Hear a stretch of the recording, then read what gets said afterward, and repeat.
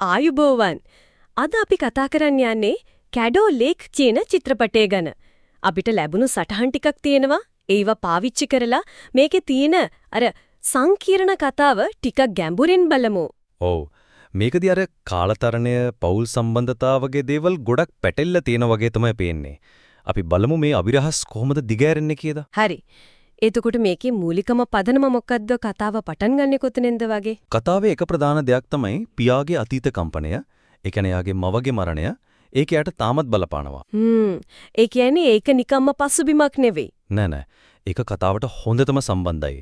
ඊට අමතරව පෞල් ඇතුළෙත් ප්‍රශ්න තියෙනවා. විශේෂයෙන්ම අර වැඩිමහල් දුව එලි එයාගේ අම්මගේ අතර නිතරම වගේ මොකද්ද ගැටුම් ඇති වෙනවා. හරි. එතකොට මේ හැමදේම වෙන්නේ අර කැඩෝ විල කියන තැන ආශ්‍රිතවද? ඒකෙත් මොකක් හරි විශේෂත්වයක් තියෙනවද? අනිවාර්යෙන්ම. කැඩෝ විල කියන්නේත් නිකම්ම පසුබිමක් නෙවෙයි. ඒක අභිරහස් ප්‍රදේශයක් වගේ. විශේෂයෙන්ම විලේ වතුර මට්ටම අඩු වෙන්න ගත්තම අමුතු දේවල් වෙන්න පටන් ගන්නවා. අමුතු දේවල් කිව්වේ මොනවා වගේද? ඒක තමයි කතාවේ අභිරහස පටන් ගන්න තැන. එකපාරටම එලීගේ නංගි අනි අතුරුදහන් වෙනවා. ඉතින් එලී එයාව හොයාගෙන යනවා. ඒ අතරේ අර පියා එයා මොකද කරන්නේ? එයා එයාගේ අම්මගේ මරණය ගැන හොයන්න පටන් ගන්නවා. ඒකට සම්බන්ධ වෛද්‍යවරයෙක් එක්ක එමත් පොඩි ගැටුමක් ඇති වෙනවා වගේ පේනවා. එතකොටද අර එක වගේ පදක්කම් දෙක හම්බ වෙන්නේ. ඒකත් මේකට සම්බන්ධයි නේද? ඔව්. ඒක තමයි. ඒ පදක්කම් දෙක හම්බ වෙන එක නිකම්ම හම්බයක් නෙවෙයි. ඒක ලොකු ඉඟියක්. අතීතයයි වර්තමානයේ අතර තියෙන අමුතු සම්බන්ධයක් ගැන. ඒ කියන්නේ ඒ පදක්කම් වලින් මොකක් හරි රහසක් එළියට එනවද? ඒක තමයි කතාවේ තියෙන කුතුහලය.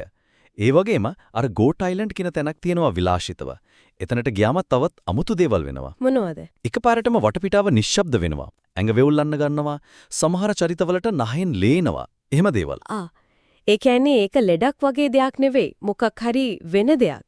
හරියටම හරි ඒ ලක්ෂණ තමයි ඉස්සරහට වෙන්න යන දේ ගැන මේ ඉඟිසපයන්නේ. ඒක ඇත්තටම මේ කතාවේ අර විද්‍යා ප්‍රබන්ධ පැත්තද දොර අරිනවා වගේ. විද්‍යා ප්‍රබන්ධ කිව්වේ කාලතරණයද? ඔව්. චරිත නොදැනුවත්වම වගේ විවිධ කාලවකවානු වලට යනවා. උදාහරණයක් විදියට පියා යනවා 1952ට. එලි යනවා 2005ට. හරිම පුදුවල්. ඉතින් මේ අර වතුර මට්ටම අඩු වෙන එකයි මේ කාලතරණයයි අතර සම්බන්ධයක් තියෙනවද? ඒව තමයි පේන්න තියෙන්නේ. හරියට විලේ වතුර අඩු වෙනකොට කාලයේ ස්තර මොකක්ද බිදෙනවා වගේ දෙයක් වෙන්නේ. ඒක හරහා තමයි මේ ගමන් කිරීම වෙන්නේ වගේ. හරිම සංකීර්ණයි වගේ. එතකොට කතාවේ ලොකුම හෙලිදරව් මොකද්ද? අර පියා හොයපු එයාගේ අම්මා ගැන. ඒක තමයි ඇත්තටම කතාවේ කේන්ද්‍රීය කම්පනය. පියා හොයා හිටපු එයාගේ අම්මා ඇත්තටම මේකල අතීතයට ගිහින් එහි හැදිලා වැඩුණු එයාගේම අතුරුදහන් වෙච්ච නංගි අනි. මොකක් ඒ කියන්නේ? එල්ලිගේ නංගි තමයි එයාගේ ආච්චි වෙන්නේ. ඔව්. එලිට අන්තිමද තේරුම් වෙනවා එයාගේ නංගි කියන්නේ එයාගේම ආච්චි කියලා. මේක પરම්පරා ගණනාවක් පටලවපු දෛවයේ සරදමක් වගේ. හිතා ගන්නත් අමාරුයිනේ. ඒ කියන්නේ පියා නොදැනීම එයාගේම අම්මව, ඒ කියන්නේ එයාගේ නංගිව පොඩි කාලේදී බේරගෙනත් තියනවද? ඔව් ඒකත් කතාවේ තියෙන තවත් අමුතු දෛවෝපගත සිදුවීමක්. එයා දන්නේ නෑ එයාගේ අම්මා වෙන්න ඉන්න කෙනා කියලා. ඒ වගේම එලි අතීතෙට ගියාම තවත් දෙයක් දකින්නව නේද? එයාගේ අම්මයි එයාගේම පොඩි කාලේ අතර මොකක් හරි. ඔව්. එයා දකිනවා අතීතයේදී එයාගේ අම්මයි එයාගේම පොඩි කාලේ ස්වරූපයයි කියන අනාගතේන ආපු එළියව අතරත් ගැටුමක් තිබිලා තියෙනවා. අම්මට තේරෙන්නේ නෑ එයාගේම දුව කියලා. මේකෙන් පේනවා පෞලි ගැටුම් පවා කාලය හරහා යන හැටි. හරි. ඉතින් අවසානයේ මොකද වෙන්නේ? එලි මේ ඔක්කොම දැනගත්තට පස්සේ එලි ආපහු එයාගේ කාලෙට එනවා 2022ට. දැන් එයා සම්පූර්ණ ඇත්ත දන්නවා. එයා එයාගේ අම්මටයි සුළුපියාටයි මේ හැමදේම පැහැදිලි කරනවා.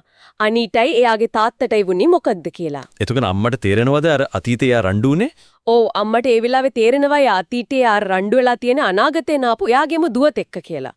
ඒකෙන් පවුල් අතර යම් සමගියක් අලුත් තේරුම් ගැනීමක් ඇති වෙනවා. එතකොට පියාට මොකද වෙන්නේ අන්තිමට? එයාට ආපහු එන්න බැරි වෙනවද? එයාගේ කාලෙට එන්න උත්සාහ කරනවා. ඒත් ඒ වෙලාවේ පොලිසියෙන් බේරෙන්න වතුරට පනිනවා. හරියට මේ වෙලාවේ වේල්ලක් කැඩෙනවා. ඉතින් එයා සැඩපහරට අහුවෙලා ගහගෙන යනවා. ඒ කියන්නේ යා මෙරෙනවද? ඒක හරියටම පැහැදිලි නෑ. ඒක ටිකක් අපැහැදිලිව තියලා තියෙන්නේ. ඒත් ඉතින් යන ආපහු එන්නේ නෑ වගේ තමයි. ඉතින් එලි, එයාගේ අම්මා, සුළුපියා ඒ අය අලුත් විදියකට ජීවත් වෙන්න පටන් ගන්නවා මේ ඇත්ත දැනගෙන.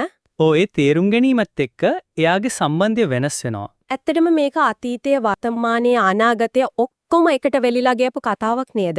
ඒක තමයි. මේක අපිව හිතන්න පොළඹවනව නේද? අතීතය වෙනස් කරන්න පුළුවන්ද? එහෙම පුළුවන් නම් ඒකෙන් මේ චරිතවල මෙහෙම පැටලිච්ච ඉරණම ගැන මොකද්ද කියවෙන්නේ? ඒක ඇත්ත. අනීගේ ගමන නිකම්ම අහම්බයක්ද? නැත්නම් එයාගේම ආච්චි වෙන එක දෛවයෙන්ම ලියවිලා තිබුණ දෙයක්ද? ඔව් සමහර විට දෛවය කියන්නේ අපි හිතනවාට වඩා ගොඩක් සංකීර්ණ අපිව කාලය හරහා පවා පටලවන දෙයක් වෙන්නේ නැති.